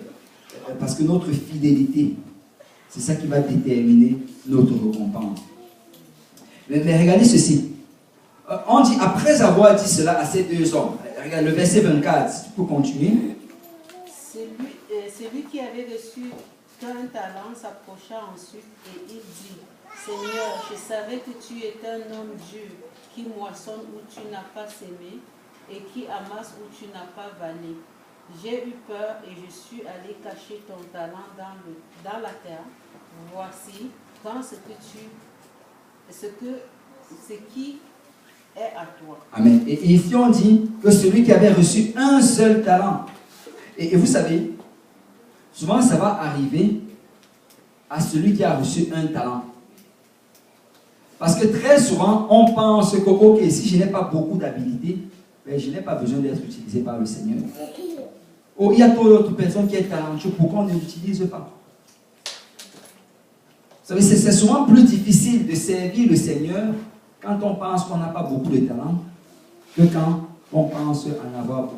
Celui qui avait reçu 5, ben, il a servi. Celui qui avait reçu 2, il a servi. Mais celui qui avait 1, il dit, oh, je ne veux pas le perdre. Oh, je ne veux pas le perdre. Et il se dit que juste si je me présente devant le Seigneur, que Seigneur, me voici, que le Seigneur va approuver cela. Mais le Seigneur dit que non. Il dit non. Et il dit au Seigneur, et ce qu'il utilise comme argument ici, ou bien comme justification, c'est que j'ai eu peur. J'ai eu peur. Il dit, je savais que tu es un homme dur, qui moissonne où tu n'as pas semé et qui amasse où tu n'as pas vanné. Et j'ai eu peur. Il dit deux choses du Seigneur ici. Il dit d'abord que le Seigneur est dur. Et ça, c'est la manière comment il voit le Seigneur. Pour lui, le Seigneur est dur. Oh, le Seigneur me demande d'évangéliser, ça c'est trop dur. Et je ne suis pas capable d'évangéliser. Je ne suis pas à l'aise à parler aux gens. Le Seigneur me demande de donner, ça c'est trop dur. Le Seigneur me demande même de jeûner. Ça c'est trop dur. Tu es un homme dur. Et c'était ça l'image qu'il avait du Seigneur. Et il dit, tu moissonnes où tu n'as pas semé et tu amasses où tu n'as pas vanné. En fait, il est en train de confirmer ici que tu me demandes en fait de faire plus. Tu m'as donné quelque chose, mais tu demandes que je te rapporte plus que ce que tu m'as donné. En fait, tu demandes un profit de ton investissement. Tu demandes à ce qu'il y ait un rendement de ce que tu m'as donné. Il dit, j'ai eu peur. Alors je te remets juste ce que tu m'as donné. Mais regardez la réponse du Seigneur au verset 26. Son maître lui répondit, serviteur méchant et paresseux, tu savais que je moissonne où je n'ai pas semé et que j'amasse où je n'ai pas vanné. Amen. Et il dit ici, serviteur méchant et paresseux. Regardez, aux deux autres serviteurs, il avait dit bon et fidèle. Mais à lui, il le dit méchant et paresseux. En fait, devant le Seigneur, le jour du jugement de l'Église, tu vas juste te trouver dans deux catégories. Soit bon et fidèle, soit méchant et paresseux. Et il n'y a juste pas de milieu. Soit c'est bon et fidèle, soit c'est méchant et paresseux. Et vous savez, lui, il disait, j'ai eu peur. Mais le Seigneur n'a même pas écouté cela. Le Seigneur dit juste que tu es méchant. Tu es méchant. Et pourquoi est-ce qu'il dit qu'il est méchant? Et regardez une chose d'abord, que quand je lisais ça aujourd'hui, j'ai remarqué cela. Il a dit au Seigneur que tu es dur. Et tu demandes un profit. Mais le Seigneur a répondu que oui, j'amasse ou je n'ai pas semé. Ça veut dire que oui, je demande un profit. Mais le Seigneur n'a jamais accepté qu'il était dur. Parce que ce que Dieu nous demande n'est pas dur. Vous savez, si tu veux servir le Seigneur, il te donne son esprit pour t'aider à le servir. Tu ne sers pas le Seigneur par toi-même. La Bible dit que notre capacité vient du Seigneur. Quand tu n'es pas capable de faire quelque chose, tu peux aller en prière et dire, Seigneur, aide-moi à te servir. Aide-moi à prier. Aide-moi à évangéliser. Aide-moi à jeûner. Mais laisse-moi te dire que quand tu vas vers le Seigneur t'aide. Il t'aide. Il dit, ce que je te dis n'est pas dur. Écoute, il dit que mon fardeau n'est pas dur. Mon fardeau n'est pas lourd. Le fardeau de Dieu n'est pas lourd. Parce que quand tu portes le fardeau du Seigneur, il t'aide à le porter. Le Saint-Esprit, c'est ton aide. Le Saint-Esprit, c'est la puissance. Il dit, oh oui, je récolte où je n'ai pas semé et j'amasse où je n'ai pas vanné, mais je ne suis pas dur. Et il lui dit maintenant ici, par contre, toi, tu es méchant et tu es paresseux. C'est le deuxième thème. Parlons d'abord de paresseux. Paresseux, ce n'est pas acceptable devant le Seigneur. Le Seigneur n'accepte jamais la paresse comme une excuse. C'est la prochaine fois que tu as la paresse de prier, reprime cela et prie. La prochaine fois que tu as la paresse de venir à l'église, reprime cela et viens à l'église. Ne laisse pas la paresse te priver des choses de Dieu. Parce que la paresse n'est pas une excuse devant le Seigneur. Écoute, si Jésus était paresseux, c'est que nous serions encore dans nos péchés. Si Jésus était paresseux, c'est qu'on serait tous dans la direction vers l'enfer. Alors ne laissons pas la paresse nous éloigner du Seigneur. Ne laissons pas la paresse être un frein dans l'avancement du royaume de Dieu. En fait, la paresse n'est même acceptable nulle part. Même dans le monde. Écoute, tu appelles ton patron, je ne veux pas venir aujourd'hui, je me sens très paresseux. Ok, demain, viens prendre ton 4%. La paresse n'est acceptable nulle part. Oh, professeur, je n'ai pas pu faire mon devoir parce que je ressentais la paresse hier. Ok, tu auras 0. Mais pourquoi est-ce qu'on pense que devant le Seigneur, la paresse est acceptable? Reprimons la paresse. N'accepte pas la paresse. Il dit méchant et paresseux. Et pourquoi il dit qu'il est méchant? Il dit qu'il est méchant parce que regardez bien le prochain verset. Il dit, il te fallait donc remettre mon argent au banquier et à mon retour, j'aurais retiré ce qui est à moi avec un intérêt. En fait, le Seigneur dit ici, écoute, tu es méchant. Pourquoi? Parce que si c'était ton argent à toi, tu l'aurais investi. C'est parce que c'est l'argent de ton maître et tu sais que ça ne va pas te revenir. Que là, ok, tu te dis que non, je vais juste lui remettre. Mais si c'était ton argent, tu t'aurais investi. Et vous savez, si nous sommes honnêtes avec nous-mêmes, nous n'avons pas du mal à nous investir sur les choses dont on tire un profit. On n'a pas du mal à se relever le matin après qu'il est tombé 40 cm de neige et déneiger la voiture, et déneiger le parking, et démarrer la voiture, conduire au milieu de l'embouteillage pour aller au travail. Parce qu'on sait qu'on aura un chèque de paie. Mais quand c'est le temps de l'église, 5 cm. 5 cm. Et le Seigneur dit que ça, c'est la méchanceté. Vous savez, nous devons être zélés pour les choses de Dieu. Nous devons être zélés pour les choses de Dieu. Nous devons investir dans les choses du Seigneur. Vous savez, il y a des gens qui partent en masse en enfer. Et le Seigneur est en train d'attendre ses enfants pour pouvoir les utiliser pour son royaume. Mais ça va vraiment prendre qu'on détourne nos yeux des choses temporaires, qu'on détourne nos yeux de tous ces soucis et de toutes ces occupations, et qu'on donne un peu du temps pour le Seigneur, qu'on donne un peu d'énergie pour le Seigneur, qu'on passe un peu plus de temps dans... Vous savez, le Seigneur veut faire une grande chose dans ces temps. Le Seigneur veut ramener ses enfants dans sa maison. Il veut délivrer ces personnes-là qui sont captives du diable. Mais si ça va arriver, c'est au travers de son Église. Si ça va arriver, ce sera au travers de toi. Vous savez, ça prend de mettre la méchanceté de côté. Ça prend de mettre la paresse de côté et de travailler pour le Seigneur. Travaillons pour le Seigneur. Vous savez, la fin de cet homme n'était pas bonne. Si quelqu'un peut lire 28 à 30. Ôtez lui donne le talent et donnez-le à celui qui a les 10 talents. Car on donnera à celui qui a, et il sera dans l'abondance. Mais à celui qui n'a pas, on l'ôtera même ce qu'il a. Et le serviteur inutile, jetez-le dans les ténèbres du dehors, où il y aura des pleurs et des grincements de dents. Et ça ne sonne pas comme le paradis. Et nous devons être conscients qu'il s'agit de vie ou de mort. Vous savez, il s'agit de vie ou de mort. Ne prenons pas les choses de Dieu à la légère. Ne prenons pas les choses de Dieu comme si c'était juste des choses pour remplir notre temps. Il s'agit de vie ou de mort.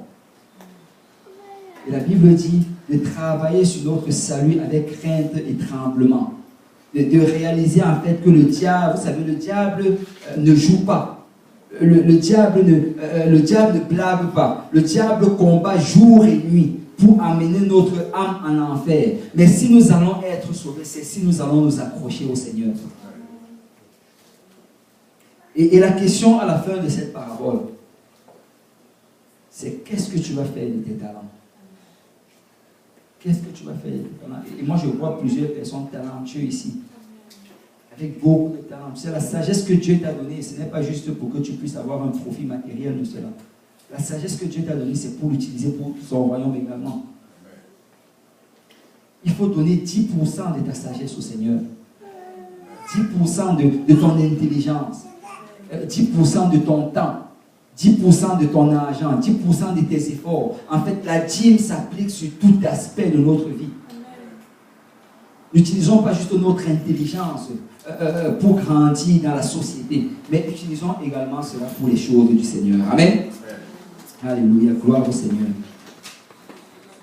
Et on va s'arrêter ici pour aujourd'hui.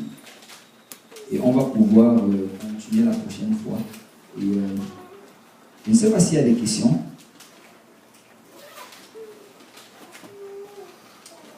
Ok, on va alors d'abord prier comme on le fait d'habitude. Et par la suite, s'il y a des questions, on va pouvoir, on va essayer de les répondre. Si on peut tous se lever et on va aller vers le Seigneur en prière. Et je veux vraiment exhorter quelqu'un ce soir. Nous devons nous examiner nous-mêmes. C'est important de s'examiner. Parce que quelqu'un peut se trouver très très loin de la volonté du Seigneur. Jusqu'au moment où il s'examine et réalise en fait qu'il est loin. Et on doit se poser la question, quel type de terre est-ce que je suis aujourd'hui? Qu'est-ce que je suis volontiers de payer pour me rapprocher du Seigneur?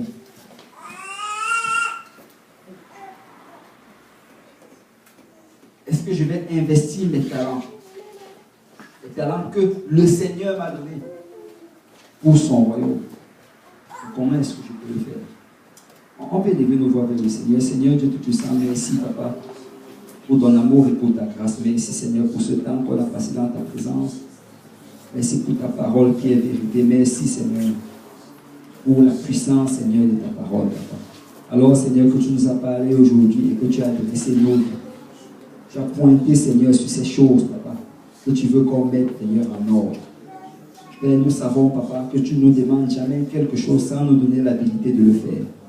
Père, je prie que tu touches chacun d'entre nous aujourd'hui. Bénis-nous, Seigneur, de ton habilité. Bénis-nous, Seigneur, de ta puissance et de ta force. Seigneur, mets en nous le faire ou le vouloir selon ta volonté. Donne-nous, Seigneur, de nous aligner à la parole de Dieu, Seigneur. Père, je prie, Seigneur, que chaque aspect, Seigneur, que tu as abordé aujourd'hui au travers de ton esprit. Père, donne-nous, Seigneur, de les mettre en règle avec le Seigneur, Papa. Je prie que tu touches chacune des personnes ici présentes, Papa. Afin, Papa, que chacun prenne un engagement, Seigneur, devant le Seigneur. Afin, Père, on puisse se mettre à l'endroit où tu veux que nous soyons. Père, touche chacun d'entre nous ici présents, Papa. Agis dans la vie de chacune des personnes, Papa. Nous voulons grandir, Seigneur. Nous voulons être des chrétiens matures, Papa. Nous voulons être de ceux-là, Papa, qui peuvent être utiles pour ton royaume. Père, je prie, Seigneur, afin, Papa, que tu ouvres encore nos yeux spirituels, que tu brises encore nos chaînes, Seigneur, et que tu nous délivres encore, Seigneur. Père, nous voulons, Seigneur, être volontiers, Papa, à payer le prix que ça prend, Seigneur. Oh, Seigneur, nous savons qu'il y a un prix à payer, Seigneur, pour grandir. Nous savons, Seigneur, qu'il y a un prix à payer, Seigneur, pour nous rapprocher de toi, Père. Alors que tu nous as sauvés gratuitement, Papa. Nous devons, Seigneur, demeurer en toi, Seigneur, en combattant, Seigneur, et en résistant, Seigneur, contre toutes ces forces extérieures qui veulent nous tirer hors de ta maison. Père, étends tes mains sur nous aujourd'hui, Seigneur, nous te prions. Oh, Père, nous ne voulons pas rester à l'endroit où nous sommes, mais nous voulons grandir. Père, touche chacun d'entre nous ici présent, Papa, afin, Seigneur, que nous soyons cette bonne terre, Papa.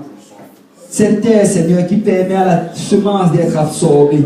Cette terre, Seigneur, qui ne permet pas aux tribulations, Seigneur, de nous refroidir dans le Seigneur. Ou bien qui ne permet pas, Seigneur, aux soucis du siècle, Seigneur, à toutes ces tentations, Seigneur, de nous éloigner de toi. Mais nous voulons être la bonne terre, Papa, qui absorbons et qui produisons du fruit. Non pas 30, non pas 60, mais nous visons 100, Seigneur. Étends ta main sur chacun d'entre nous, Père, nous te prions.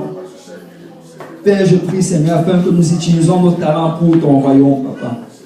Oh, Seigneur, donne-nous, Seigneur, de pouvoir, Père, nous mettre dans cette position où chaque habilité que tu nous as donnée, chaque talent, Papa, puisse être utilisé pour ton royaume. Père, tu as tellement fait pour nous, Seigneur. Tu nous as bénis en abondance, Seigneur. Mais nous voulons faire la moindre des choses, Seigneur, possible, Papa, pour que ton royaume avance, Papa. Pour que d'autres âmes soient sauvées, Seigneur. Pour que ton nom soit élevé dans cette ville, Papa. Et dans nos familles, Seigneur. Et Seigneur, au milieu, Seigneur, de nos connaissances, Père. Oh, étends tes mains sur nous, Père. Donne-nous, Seigneur, de sortir d'ici aujourd'hui transformés, Papa. Renouvelés, Père. Zélés pour les choses du Seigneur, Père. Donne-nous, Père, d'être en feu pour toi, Papa, et pour ton œuvre, Seigneur. Papa, étends tes mains sur chacun d'entre nous aujourd'hui, Seigneur, nous te prions. Nous réalisons que ce n'est ni par la force, ni par la puissance, mais par l'Esprit du Seigneur. Que ton Esprit remplisse ce lieu en ce moment, Père. Que la joie du Saint-Esprit, Seigneur, remplisse nos cœurs, Seigneur. Et que nous nous alignons, Seigneur, à faire, Père, ce que tu as prévu d'avance de faire. Papa, ne permets pas que nous manquons, Seigneur, ton appel dans notre vie, Père. Ne permets pas qu'il soit dit de notre génération, Papa, que nous avons commencé à délivrer Sœur Michel, Père. Mais, Seigneur, que nous accomplissions exactement ce que tu établis devant nous, Papa, afin que ton royaume prospère, Seigneur. Étends tes mains sur ton église, Papa. Étends tes mains sur ton peuple, Père.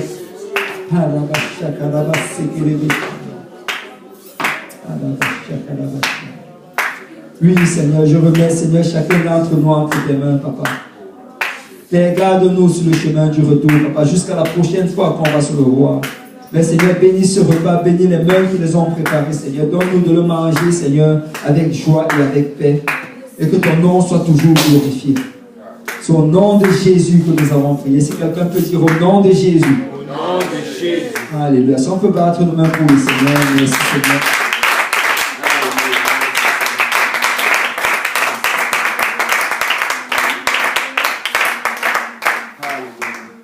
Alléluia. Que le Seigneur vous bénisse. Vous pouvez vous asseoir. Ceux qui veulent peuvent partager un repas. Et s'il y a des questions, on peut les prendre. Oui, frère Bernard.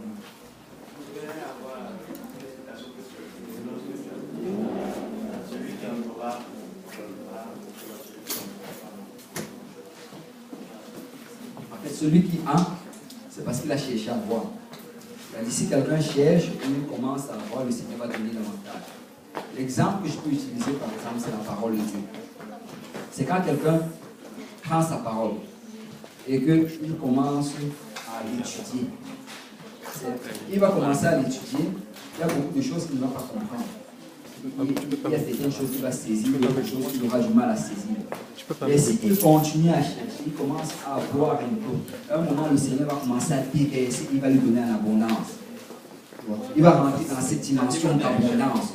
Il y aura des révélations que le Seigneur va vraiment donner. Il éclaircit ses yeux en ce qui concerne la parole. Mais par contre, celui qui n'a pas, c'est celui qui ne cherche pas. Et celui-là, en fait, il va peut-être juste venir dans la maison du Seigneur, il va écouter la prédication, il va écouter l'enseignement. Mais ce qu'il a va même être reproché. Donc ça s'applique dans deux dimensions. La première dimension, c'est dans ce que nous avons ici. Mais la deuxième dimension, c'est aussi dans les choses spirituelles. Ça veut dire que même ce que le Seigneur avait prévu pour toi, si tu ne cherches pas à l'avoir, quand le Seigneur va revenir, comme dans la parabole des talents, il va prendre ce qui t'était réservé et le donner à celui qui en avait déjà. Donc ça s'applique vraiment aussi bien sur les choses spirituelles d'aujourd'hui que sur les choses spirituelles à son retour.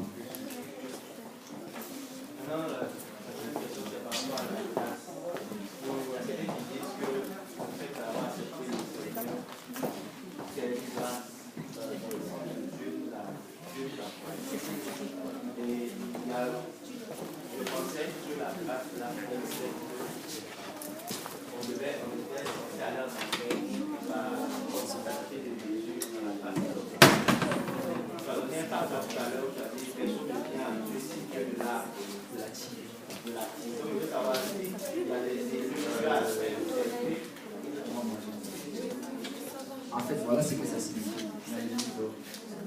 La grâce de Dieu, Dieu le dit, c'est la volonté de Dieu que nul ne périsse, mais que tous parviennent à la repentance.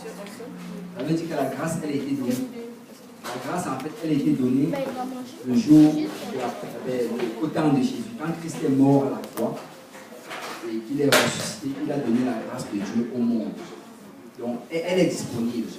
Et quand on parle de l'élection en passant, être élu, ça ne veut pas dire que Dieu choisit certaines personnes et ne choisit pas d'autres. Parce que l'élection se trouve en Christ. Quand on parle de l'élection, en fait, ça veut dire que quoi? Ça veut dire que Dieu, pas qu'il a choisi des individus, mais il a choisi le groupe qui va être sauvé. Et le groupe, en fait, qu'il a choisi, c'est le groupe qui se trouvaient en Christ. Voilà. Donc maintenant, pour être sauvé, ça prend juste que l'individu choisisse d'aller dans ce groupe-là. Parce que regarde, vraiment, le principe de la grâce, c'est ceci. C'est que la grâce, c'est quelque chose qui n'est pas mérité. C'est jamais déjà, le Seigneur m'avait donné une illustration. Et je ne sais, j'espère que je vais pouvoir bien la transmettre. Tu sais, il y avait un homme. Il est allé dans une prison de sécurité maximale. C'était vraiment des condamnés à mort. Il est arrivé devant la prison. Et on l'a laissé entrer. Quand il est rentré, il a commencé, il a demandé à ce qu'on amène tous les prisonniers devant lui. Et quand on a amené les prisonniers, il a dit, écoutez, j'ai une déclaration du roi. Le roi m'a envoyé déclarer ceci, que tout homme qui demain va revêtir sa robe blanche et va venir se tenir devant la porte, à cette heure-ci, il va être libéré. C'est ce qu'il a dit. Après, il s'est levé, il est parti. Là, le lendemain, les gens se sont levés, les gens parlaient en prison. Ils ont commencé à se parler, les gens se sont dit, écoute, ça c'est impossible. Le roi ne peut pas nous libérer, tout ça, ça c'est la folie, ça ne fait aucun sens. D'autres encore, oh, après tout ce qu'on a fait, l'autre commence à raconter, moi j'ai tué telle personne. Est-ce que vous voulez dire que moi, qui ai tué 50 personnes, le roi me donne la même liberté que cette autre personne-là qui a juste tué une personne? Donc ils ont argumenté du jour au lendemain parce que pour eux ça ne faisait pas de sens. Et finalement, il n'y a que 2 ou 3 personnes qui sont allées devant la porte de la prison avec leur robe blanche, ils attendaient. Et à l'heure précise, là, la porte ouverte, les 3 sont sortis. Ça veut dire que la grâce, elle était donnée à tout le monde. Mais ceux qui ont été sauvés, ceux qui sont sortis, c'est ceux-là qui ont cru que la grâce était donnée. Et c'est la même chose en fait. Le Seigneur donne la grâce au monde entier. Mais ceux qui vont être sauvés, c'est ceux-là qui croient en cela. Et comment est-ce que tu crois en cela? C'est en entrant en Christ. De la même manière que ces gens allaient se mettre devant la porte de la prison. Donc c'est vraiment ça le principe de la grâce. Attirer, c'est dans le sens comme celui-là qui allait dire que venir devant la porte de la prison. C'est ça. Ce n'est pas qu'il est venu là sélectionner certaines personnes. Parce que quand on parle de Dieu les attire, ça veut dire que c'est Dieu vraiment qui nous appelle tous à venir vers là. Parce que par nous-mêmes, en fait, aucun homme ne peut aller par lui-même. C'est juste que si nous allons, c'est parce que Dieu nous a attirés. Depuis le moment qu'il a déversé son esprit sur la terre, depuis le moment qu'il a envoyé ses prédicateurs, nous sommes attirés. Et il n'y a pas vraiment... le problème, c'est... Beaucoup pensent qu'il y a une sélection individuelle, que Dieu choisit des individus. La Bible dit que Dieu ne fait point exception de personne. Ça veut dire qu'il ne va pas préférer telle personne de telle personne. Mais Dieu a choisi un groupe. Et le groupe qu'il a choisi, c'est l'Église. Et l'Église, en fait, c'est quoi? C'est l'épouse du Christ. Tous ceux-là qui sont en Christ. Donc aujourd'hui, en fait, il n'y a que 2 positions devant le Seigneur. Et quelqu'un avait donné cette illustration. C'est bientôt, je vais faire l'enseignement sur les livres de Romains. C'est un livre extraordinaire. Mais il y a l'illustration aussi. En fait, aujourd'hui, il n'y a que Dieu, quand il regarde la face de la terre, il ne voit que 2 personnes. Il voit Adam et il voit Christ. C'est juste 2. Et quand je parle de voir, je parle dans le sens légal. Légalement parlant. Sur le sens de la loi, il ne voit que 2. Il voit Adam, il voit Christ. Et tous ceux qui sont en Adam ne sont pas juste devant lui. Ils ont leur péché. Mais tous ceux qui sont en Christ sont justifiés. Donc, ça prend vraiment que quand quelqu'un est en Adam, sur la lignée d'Adam, il faut qu'il change de rang. Il parte derrière. Parce que Dieu, il voit uniquement Adam ou Christ. Parce que tous ceux qui sont en Adam, aucun d'entre eux n'est juste. Comme tous ceux qui étaient dans la prison, ils étaient tous coupables. Donc, personne n'allait mériter de sortir de prison. Ils étaient tous coupables. Certains avaient fait des crimes qui sont graves devant le Seigneur, d'autres avaient fait des crimes moins graves. Mais aux yeux du juge, ils étaient tous coupables, c'est pour ça qu'ils étaient tous en prison. C'est pourquoi le juge, il réalise en fait, écoute, la seule manière pour ces gens-là de sortir, c'est juste de donner la grâce. Et c'est ça en fait, gracier. Je ne sais pas si dans mon pays, souvent, on dit que le président a gracié. La grâce présidentielle, c'est ça. Quand la grâce, ça ne veut pas dire qu'il s'est bien comporté en prison. La grâce, c'est juste qu'il écrit un décret, tu es libre. C'est ça la grâce. Mais quand nous recevons la grâce de Dieu, après l'avoir reçue, il faut qu'on reste maintenant, on reste hors des trous. Parce que si ce prisonnier-là, on l'a libéré, après il peut encore commettre un crime, et l'en il retourne en prison. Ce que beaucoup pensent aujourd'hui, c'est juste que oh, j'ai reçu la grâce de Dieu, je peux vivre comme je veux. Non, si tu vis encore comme tu vivais avant, tu retournes en prison.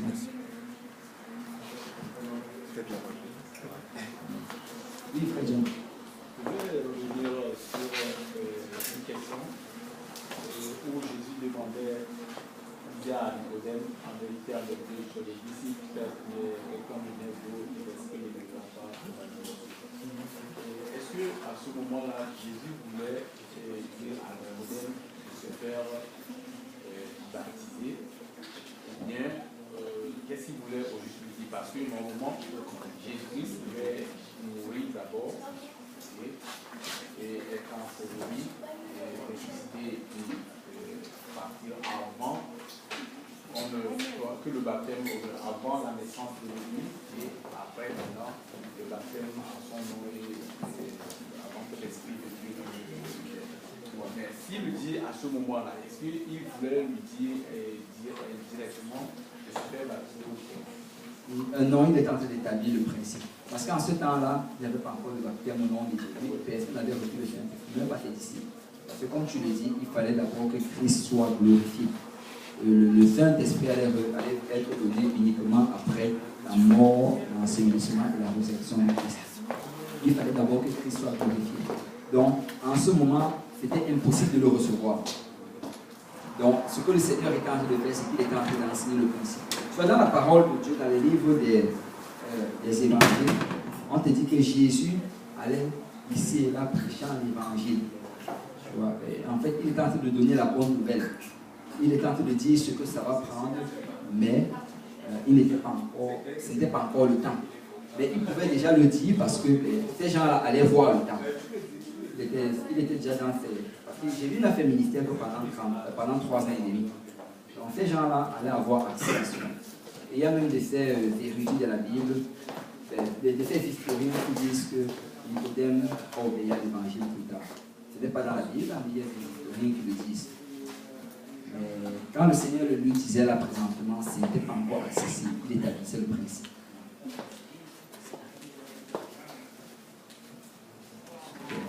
Des questions? Amen. Super, super. Que Dieu vous bénisse.